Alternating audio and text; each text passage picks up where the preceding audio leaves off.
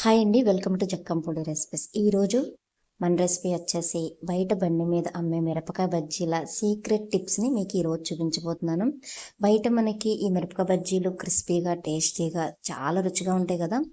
మిరపకాయ బజ్జీలు అంటే ఇష్టపడిన వారు ఉంటారు కదండి. అదే టేస్ట్తో అదే క్రిస్పీనెస్తో సీక్రెట్ ఇంగ్రీడియంట్స్తో మీకు ఈరోజు ఇంట్లో ఎలా చేసుకోవాలి ఏంటి అనేది ఈ వీడియోలో చూపించేస్తాను.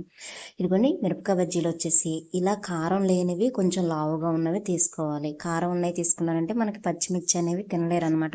ఇప్పుడు ఈ చివరి బొడ్డు అనేది కొంచెం లైట్గా కట్ చేసుకోండి. ఇలా కట్ చేసుకొని ఒక పినీస్ తీసుకోండి.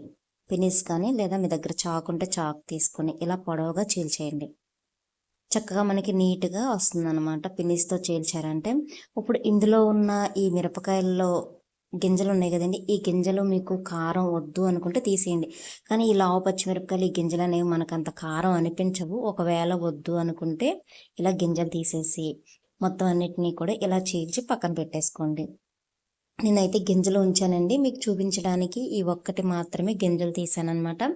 ఇంకోటి కూడా మీకు కట్ చేసి చూపిస్తాను చూడండి. ఇదిగోండి, ఇలా లాస్ట్లో బొడ్డు అనేది కట్ చేసేసుకొని పినిస్తూ ఇలా చీల్చేసి మొత్తం అన్నిటినీ కూడా ఇలా పక్కన పెట్టేసుకున్నాను నేను. ఇప్పుడు ఇలా మొత్తం తీసేసుకున్న తర్వాత ఇప్పుడు మనం వీటికి స్టఫింగ్ అనేది ప్రిపేర్ చేసుకుందాము. చూసారుగా, నేను ఎక్కడ గింజలు అనేవి అస్సలు తీయలేదండి. గింజలు అనేవి అలాగే ఉంచేసాను. మనం కట్ చేసుకున్న బొడ్లని ఒక పక్కకు పెట్టేయండి. లాస్ట్లో అవి కూడా వేస్ట్ కాకుండా ఎలా యూస్ చేసుకోవాలో మీకు చూపిస్తాను. ఇప్పుడు స్టఫింగ్ కోసం అని శనగపిండి వచ్చేసి ఒక 2 టీ స్పూన్ల వరకు తీసుకున్నాను నేను. మనం మిరపకాయలను బట్టి పిండి అనేది తీసుకోవాలి. అలాగే ఇందులో వామ్ పౌడర్ అండి, ముందుగానే నేను మిక్సీ పట్టి పక్కన పెట్టుకుని ఈ వామ్ పౌడర్ వచ్చేసి నేను చిన్న టీ స్పూన్తో తీసుకున్నాను కాబట్టి 2 టీ స్పూన్ల వరకు తీసుకున్నాను. అలాగే ఇందులో కారం వచ్చేసి 1 టీ స్పూన్ వరకు వేసుకోండి. అలాగే సాల్ట్ వచ్చేసి ఒక 1/2 టీ స్పూన్ వరకు వేసుకోండి. ఇలా వేసుకొని ఈ పిండి మొత్తాన్ని కూడా ఇలా కలిపేసుకోండి. ఇలా మొత్తం కలిపేసిన తర్వాత ఇప్పుడు మనం పొడవుగా చీల్చి పక్కన పెట్టుకున్న మిరపకాయలు ఉన్నాయి కదండి, ఆ మిరపకాయలు స్టఫింగ్ మొత్తాన్ని కూడా పెట్టేద్దాం. ఇంకోండి, ఇలా మిరపకాయ తీసి చక్కగా స్టఫింగ్ అనేది ఇలా పలచగా పెట్టండి. మరీ ఎక్కువగా యాడ్ చేయొద్దు. పలచగా పెడితే మనకి ఆయిల్ లోపలికి వెళ్ళి చక్కగా కుక్ అవుతుంది అనమాట. ఇలా మొత్తం అన్నిటినీ కూడా పెట్టి పక్కన పెట్టేసుకోండి. ఇంకొకటి కూడా చూపిస్తాను చూడండి మీకు. ఇలా మిరపకాయ తీసుకుని చక్కగా ఈ పౌడర్ మొత్తాన్ని కూడా ఇందులో యాడ్ చేసేసుకోండి. ఇలా పెట్టేసి మొత్తం అన్నిటినీ కూడా ఒక బౌల్లో పెట్టి పక్కన పెట్టేసుకుందాం. ఇప్పుడు మీకు చిన్న చిట్కా అని చెప్పాను కదండి, మనకి బయట స్ట్రీట్ ఫుడ్ బండి మీద వారు ఏం చేస్తారంటే ఇలా మిరపకాయల్లో స్టఫింగ్ పెట్టేసి ఒక గంట సేపు పక్కన పెట్టేయాలండి. ఎమ్మటనే అస్సలు వేయకూడదు. ఒకవేళ ఎమ్మటనే వేసారంటే మీకు మిరపకాయ అనేది కాలదు, లోపల స్టఫింగ్ కూడా ఉడకదన్నమాట. ఒక గంట సేపు పక్కన పెట్టేయండి. మన మొదటి టిప్ వచ్చేసి ఇదేనండి. ఇలా పెట్టేసిన తర్వాత ఇప్పుడు మనం పిండి అనేది కలుపుకుందాం. బజ్జీ మిర్చికి ఒక బౌల్ తీసుకొని ఇందులో శనగపిండి వచ్చేసి 2 కప్పుల వరకు తీసుకున్నానండి. మీకు ఎంత పడుతుందో చూసి మీరు తీసుకోండి. పిండి అనేది నేను ముందుగానే జల్లించేసానండి.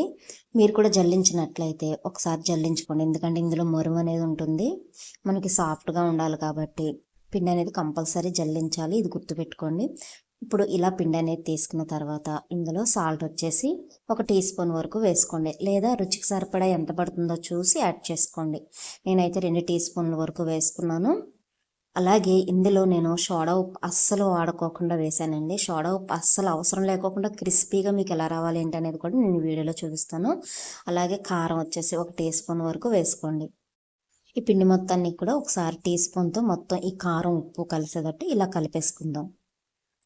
మీరు వాటర్ పోసేసారంటే ఆ కారం ఉప్పు అనేది చిన్ని చిన్ని గడ్డల కింద ఉండిపోతుందండి. అందుకే టీ స్పూన్ పెట్టి ముందు కలుపుకున్న తర్వాత కొంచెం కొంచెంగా వాటర్ అనేది యాడ్ చేసుకొని కలుపుకోండి. ఇదిగోండి, మన దగ్గర ఇలాగా కేక్ బ్యాటర్ కలిపే విస్కర్ ఉంటుంది కదండి, ఆ విస్కర్తో పిండి అనేది కలుపుకున్నారంటే చక్కగా మొత్తం కలిసిపోతుంది అనమాట. ఎక్కడ గడ్డలు లేకోకుండా మనకి. మీ దగ్గర విస్కర్ లేకపోయినా పర్వాలేదండి, గరిటెతో అయినా సరే కలుపుకోవచ్చు. ఇదిగోండి, కొంచెం కొంచెంగా వాటర్ అనేది ఇలా వేసుకుంటూ మొత్తం పిండి అంతటినీ కూడా బాగా మిక్స్ చేసేసుకోండి. మనం కలిపే విధానంలోనే ఉంటుందండి ఆ క్రిస్పీనెస్ అనేది రావడం. కొంచెం టైం పట్టినా పర్వాలేదు, కానీ పిండి అనేది ఎక్కువసేపు కలపండి. ఇలాగా మొత్తం కూడా బాగా బీట్ చేసుకోవాలన్నమాట. అప్పుడు మనకి ఈ బజ్జీలు అనేవి చాలా క్రిస్పీగా వస్తాయి. మన సోడా ఉప్పు అనేది అస్సలు వేయని అవసరం లేదు. సోడా ఉప్పు కూడా మనకి హెల్త్కి అంత మంచిది కాదు కదండి. మీకు ఇందులో ఇంకా క్రిస్పీగా రావాలి, కరకరలాడాలి బజ్జీలు అని అనిపిస్తే ఒక 2 టీ స్పూన్ల వరకు బియ్యపు పిండి అనేది యాడ్ చేసుకోండి. నేను ఆ బియ్యపు పిండి కూడా యాడ్ చేయలేదండి. ఇదిగోండి బ్యాటర్ వచ్చేసి మనకి దోస పిండి బ్యాటర్ అనేది ఎంత గట్టిగా ఉంటుందో అలా కలుపుకోవాలనమాట. చూడండి ఇదిగోండి మీకు ఇక్కడ చూపిస్తున్నాను కదా! ఇలా మనం ఒక గరిటెతో తీసుకుంటే చక్కగా ఇలా పైకి రావాలనమాట. చూడండి నేను ఏలు కూడా ముంచాను. వేలికి చూసారా ఎట్లా పట్టిందో? ఇలా పట్టాలండి పిండి అనేది. అప్పుడు మనకి బజ్జీ మిర్చికి చక్కగా పడుతుందనమాట. ఇది వచ్చేసి రెండో టిప్ అండి. ఇది కంపల్సరీ అనమాట పిండి కలిపేటప్పుడు. ఇప్పుడు గ్యాస్ వెలిగించుకొని ఒక కళాయి పెట్టేసుకొని ఇందులో డీప్ ఫ్రైకి కావాల్సిన ఆయిల్ అనేది వేసుకుందాం. మనకి ఆయిల్ కాగే లోపల ఇంకొక చిన్న చిట్కా అనేది చెప్తానండి. చాలా ఈజీ ప్రాసెస్ అనమాట. ఇలా గ్లాస్ తీసుకొని మనం కలుపుకున్న ఈ పిండి మొత్తాన్ని కూడా ఇలా గ్లాసులోకి వేసేయండి. మనకి బజ్జీకి చక్కగా పిండి అనేది పెట్టి గుండ్రంగా చక్కగా బజ్జీకి మొత్తం అంటి బయట బండి మీద బజ్జీలు అనేవి ఎలా ఉంటాయో అలా రావాలి, చూడ్డానికి నీట్గా ఉండాలి అంటే ఇలా ఒక గ్లాస్ తీసుకొని ఆ గ్లాస్లో పిండి అనేది వేసుకోండి. ఇలా వేసేసిన తర్వాత ఇప్పుడు మనం బజ్జీ మిర్చిని ఆల్రెడీ పక్కన పెట్టేసుకున్నాం కదా! ఆ బజ్జీ మిర్చిని ఇలా ముంచేయండి. ఇలా ముంచేసి చక్కగా ఆయిల్లో వేసేయండి 1 బై 1 ఒక్కొక్కటిగా. చూసారా బజ్జీకి చక్కగా పట్టింది పిండి అనేది. ఇప్పుడు మనకి ఆయిల్ కాగిందో లేదో ఒకసారి చెక్ చేసుకుందాం. చూడండి ఆయిల్ కూడా చక్కగా హీట్ అయిపోయింది మనకి. ఇలా కాగిన ఆయిల్‌లో ఒక్కొక్క బజ్జీని తీసుకొని ఈ పిండిలో ముంచుకుంటూ ఇలా వేసేయండి. మనకి పని తొందరగా అయిపోతుంది. శ్రమ ఉండదనమాట. చూసారా? చేతులకు కూడా మనకి పిండి అనేది అస్సలు అంటుకోదు. ఇదిగోండి ఇలాగనమాట. ఇలా వేసేయండి. 1 బై 1 ఇలా మొత్తం కూడా వేసేసి చక్కగా కాలనివ్వండి. ఎమ్మటనే గరిటె పెట్టి తిప్పేయకోకుండా ఒకవైపు చక్కగా కాలిన తర్వాత రెండో వైపు టర్న్ చేసుకొని ఫ్రై చేసుకుందాం. మనం నార్మల్‌గా వేసినప్పుడు బజ్జీలని ఒకవైపున పిండి అనేది ఇలా అంచులకి రాసి వేస్తాం కదా! లోపలికి ఆయిల్ అనేది వెళ్ళి మనకి ఉడకడానికి లోపల. కానీ అలా అవసరం లేదండి. చూడండి మనకి కట్ చేసిన దగ్గర పిండి అనేది అంటకుండా ఉంది చూసారా? చక్కగా అప్పుడు లోపలికి ఆయిల్ అనేది వెళ్ళి చక్కగా మనకి బజ్జీ అనేది కుక్ అవుతుందనమాట. ఇలా గ్లాస్‌లో ట్రై చేయండి మీరు ఒకసారి. చక్కగా మనకి బజ్జీ అంతా కూడా పిండి అనేది పట్టి మంచిగా ఫ్రై అవుతుందనమాట. ఇదిగోండి చూడండి ఒకవైపు చక్కగా ఇలా గోల్డెన్ రెడ్ బ్రౌన్‌లో కలర్‌లో ఫ్రై అయింది కదా! ఇలా రెండో వైపుకి కూడా తిప్పి చక్కగా ఫ్రై చేసుకుందాం. ఇలా రెండు వైపులా కూడా చక్కగా క్రిస్పీగా కాలిన తర్వాత తీసి ఒక ప్లేట్‌లోకి యాడ్ చేసుకోండి. చూడండి మనకి ఎంత కలర్‌ఫుల్‌గా వచ్చిందో. పిండి కూడా చక్కగా పట్టి బయట బండి మీద అమ్మే మిరపకాయ బజ్జీలు ఎంత సాఫ్ట్‌గా, గుల్లగా, కలర్‌ఫుల్‌గా వస్తాయో అలాగే వచ్చాయి కదా!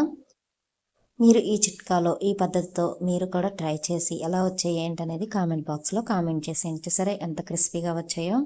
మనం సోడా ఉప్పు కూడా వాడే పని లేకోకుండా నేను బియ్యపు పిండి కూడా యాడ్ చేయకోకుండా మీకు చూపించానండి. మీరు కూడా ఈ పద్ధతిలో ట్రై చేసి ఎలా వచ్చాయి ఏంటనేది కామెంట్ బాక్స్‌లో కామెంట్ చేసేయండి. ఇంగోండి నేను ప్లేట్‌లో ఇలా పెట్టేసాననమాట. ఇదిగోండి ఒకటి తీసి చూపిస్తాను చూడండి మీకు. చూసారా ఎంత గుల్లగా వచ్చాయో, ఎంత క్రిస్పీగా వచ్చాయో.